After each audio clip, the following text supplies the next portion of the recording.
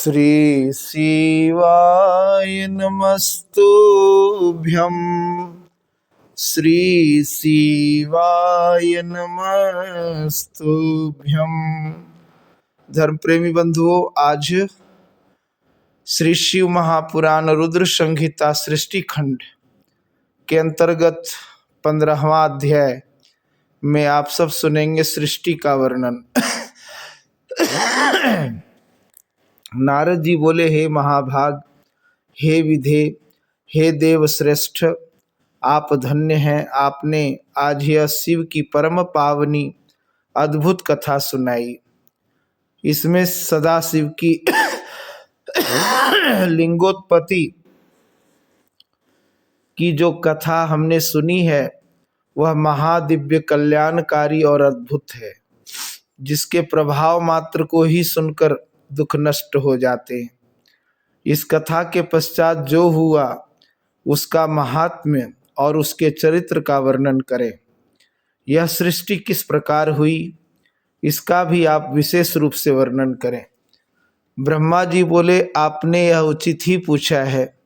तदंतर जो हुआ और मैंने जैसा पहले सुना है वैसा ही मैं संक्षेप में कहूँगा। हे विप्रेंद्र, जब सनातन देव शिव अपने स्वरूप में अंतर्धान हो गए तब मैंने और भगवान विष्णु ने महान सुख की अनुभूति की। तदंतर हम दोनों ब्रह्मा और विष्णु ने अपने अपने हंस और वाराह रूप का परित्याग किया। सृष्टि संरचना और उसके पालन की इच्छा से हम दोनों उस शिव की माया के दोनों प्रकारों से घिर गए। नारद जी बोले, हे विधे, हे महाप्राज्ञ ब्राह्मण, मेरे हृदय में महान संदेह है। अतुलनीय कृपा करके शीघ्र ही उसको नष्ट करें। अन्य रूपों को छोड़कर आप दोनों ने हंस और वाराह का ही रूप क्यों धारण किया? इसका क्या कारण है, बताइए। सूत जी बोले, महात्मा नारद जी का यह वचन सुनकर ब्रह्मा ने शिव के चरणार विंदों का स्मरण करके आदर पूर्वक यह कहना प्रारंभ किया। ब्रह्मा जी बोले, हंस की निश्चल गति ऊपर की ओर गमन करने में ही होती है। जल और दूध को पृथक पृथक करने के समान तत्व और अतत्व को भी जानने में वह समर्थ होता है। अज्ञान एवं ज्ञान के तत्व का विवेचन हंस ही कर सकता है। इसलिए सृष्टिकर्ता मुझ ब्रह्मा ने हंस का रूप धारण किया। हे नारद, प्रकाश स्वरूप शिव तत्व का विवेक वह हंस रूप प्राप्त न कर सका, अतः उसे छोड़ देना पड़ा। सृष्टि संरचना के लिए तत्पर प्रवृत्ति को ज्ञान की प्राप्ति कैसे हो सकती है? जब हंस रूप में मैं नहीं जान सका तो मैंने उस रूप को छोड़ दिया। नीचे की ओर जाने में वाराह की निश्चल गति होती है, इसलिए विष्णु ने उस सदाशिव के अद्भुत लिंग के मूल भाग में पहुंचने की इच्छा से वाराह का ही रूप धारण किया। अथवा संसार पालन करने वाले विष्णु ने जगत में वाराह कल्प को बनाने के लिए उस रूप को धारण किया। जिस दिन भगवान ने उस रूप को धारण किया उसी दिन से वह श्वेत वाराह संज्ञक कल्प प्रारंभ हुआ था।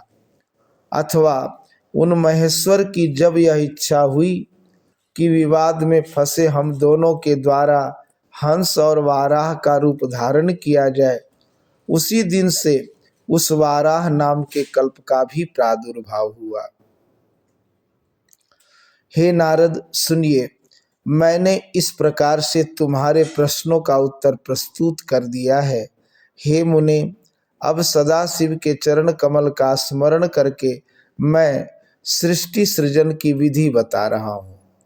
ब्रह्मा जी बोले, हे मुने, जब महादेव जी अंतर्धान हो गए तब मैं उनकी आज्ञा का पालन करने के लिए ध्यानमग्न हो कर्तव्य का विचार करने लगा। उस समय भगवान शंकर को नमस्कार करके श्री हरि से ज्ञान पाकर परमानंद को प्राप्त होकर मैंने सृष्टि करने का ही निश्चय किया। हे तात, भगवान विष्णु भी वहां सदाशिव को प्रणाम करके मुझे उपदेश देकर तत्काल अदृश्य हो गए। वे ब्रह्मांड से बाहर जाकर भगवान शिव की कृपा प्राप्त करके बैकुंठ धाम में पहुंचकर सदा वहीं रहने लगे। मैंने सृष्टि की इच्छा से भगवान शिव और विष्णु का स्मरण करके पहले के रचे हुए जल में अपनी अंजलि डालकर जल को ऊपर की ओर उछाला। इससे वहां 24 तत्वों वाला एक अंड प्रकट हुआ।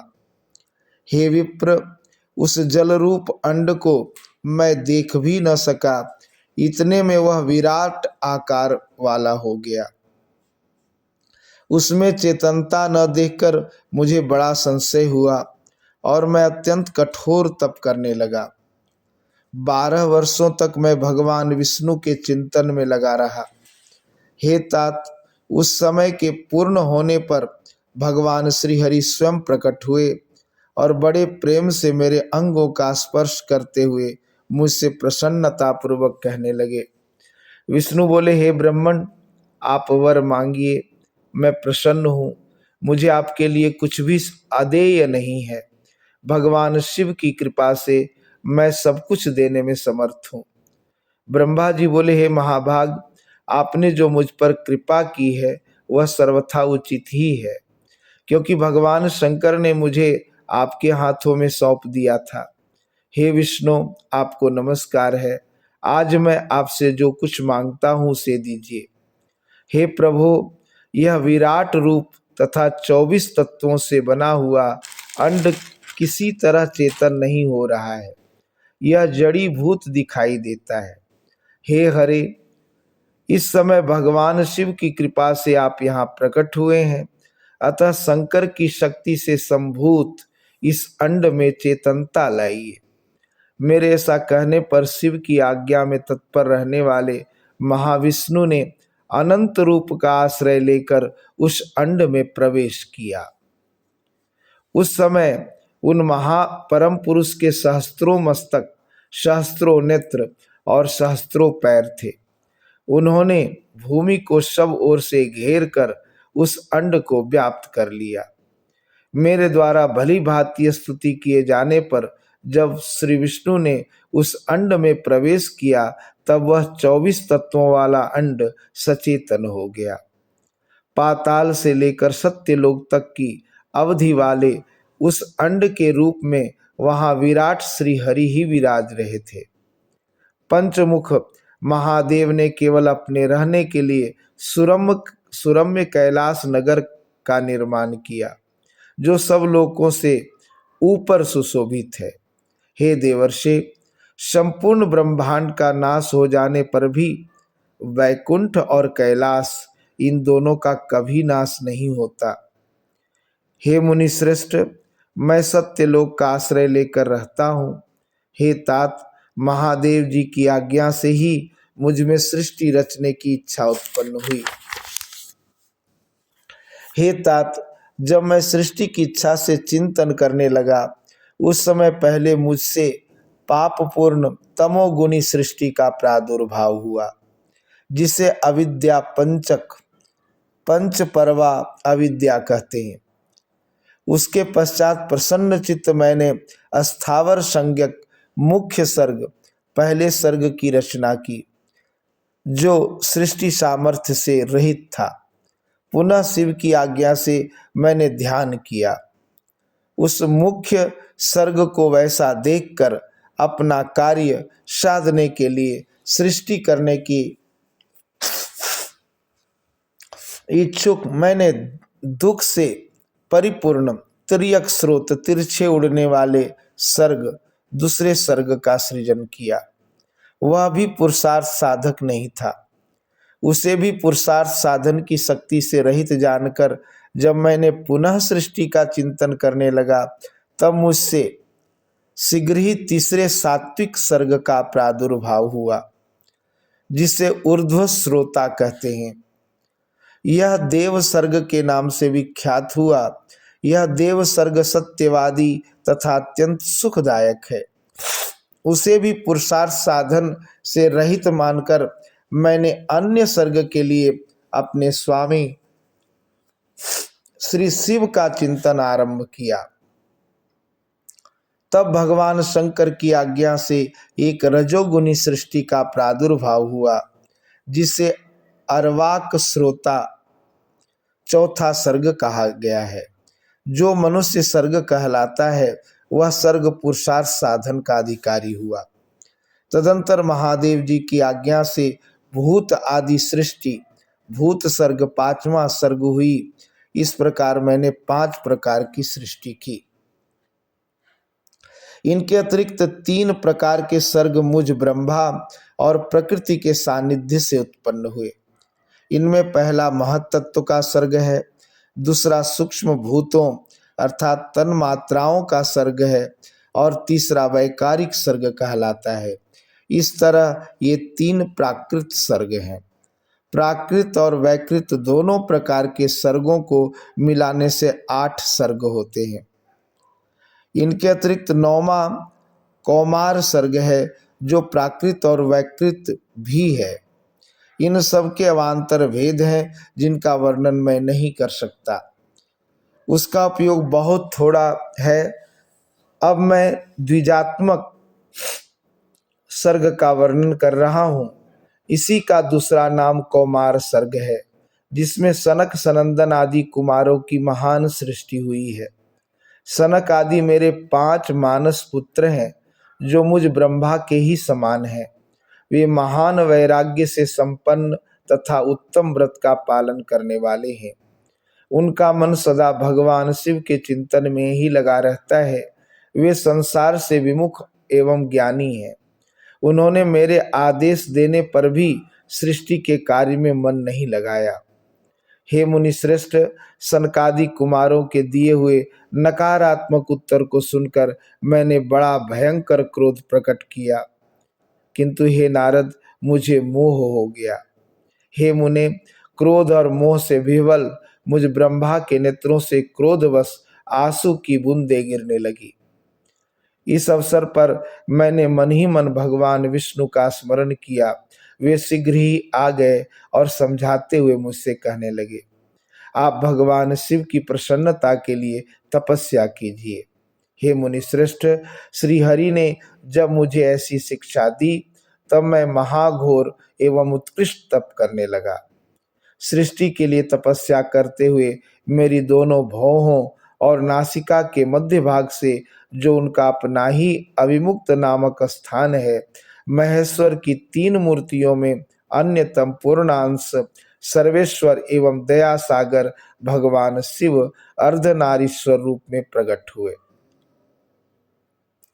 जो जन्म से रहित तेज की राशि, सर्वज्ञ एवं सर्वकर्ता हैं, उन नील लोहित नामधारी भगवान उमा वल्लभ को सामने देखकर बड़ी भक्ति से मस्तक झुकाकर उनकी स्तुति करके मैं बड़ा प्रसन्न हुआ और उन देव देवेश्वर से बोला, हे प्रभु, आप विविध जीवों की सृष्टि करें। मेरी यह बात सुनकर उन देवाधिदेव महेश्वर रुद्र ने अपने ही समान बहुत से रुद्रगणों की सृष्टि की। तब मैंने स्वामी महेश्वर महारुद्र से फिर कहा, हे देव, आप ऐसे जीवों की सृष्टि करें जो जन्म और मृत्यु के भय से युक्त हों। हे मुनि श्रेष्ठ, मेरी ऐसी बात सुनकर करुणा सागर महादेव जी हंसकर मुझसे कहने लगे। महादेव जी बोले, विधे, मैं जन्म और मृत्यु के भय से युक्त अशोभन जीवों की सृष्टि नहीं करूंगा, क्योंकि वे कर्मों के अधीन होकर दुख के समुद्र में डूबे रहेंगे। मैं तो गुरु का स्वरूप धारण करके उत्तम ज्ञान प्रदान कर दुख के सागर में डूबे हुए उन जीवों का उद्धार मात्र करूंगा, उन्हें पार करूंगा। हे प्रजापति, दुख में डूबे हुए समस्त जीवों की सृष्टि तो आप करें। मेरी आज्ञा से इस कार्य में प्रवृत्त होने के कारण आपको माया नहीं बांध सकेगी। ब्रह्मा जी बोले, मुझसे ऐसा कहकर श्रीमान भगवान नील लोहित महादेव मेरे देखते ही देखते अपने पार्षदों के साथ तत्काल अंतर्धान हो गए। इस प्रकार श्री शिव महापुराण के अंतर्गत द्वितीय रुद्र संहिता के प्रथम खंड में सृष्टि के उपक्रम में रुद्रावताराविर्भाव वर्णन नामक 15वां अध्याय पूर्ण हुआ। श्री शिवाय नमस्तुभ्यं, श्री शिवाय नमस्तुभ्यं, श्री शिवाय नमस्तुभ्यं, श्री शिवाय नमस्तुभ्यं। तो ये था 15वां अध्याय। और कल आप सब सुनेंगे 16वें अध्याय में ब्रह्मा जी की संतानों का वर्णन तथा सती और शिव की महत्ता का प्रतिपादन। आज के लिए इतना ही, धन्यवाद।